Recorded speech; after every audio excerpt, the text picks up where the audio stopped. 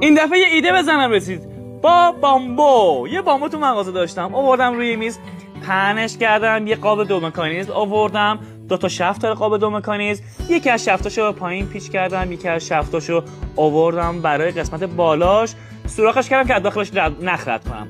خوبیه این مدل چیه؟ خوبیش اینه که شما میتونی با تور، حریر، گونیباف، هر چیزی که دوست داری باهاش برای خونه خودت یا محل کارت، باغ و ویلات شید درست کنی. یه نخ از بالا، یه نخ از پایین. یکی از نخ‌ها رو پشت نصبش کردم. اینجا برای اولین بار تستش کردم ببینم مکانیزم کار میکنه یا نه.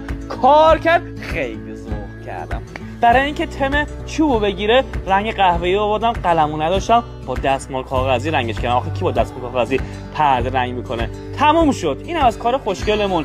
حمایت یادت نره برای دوستات بفرست، لایک، کامنت، شیر و برام بنویس با چی میخوای بعد پرده درست کنم. چقدر قشنگ شد.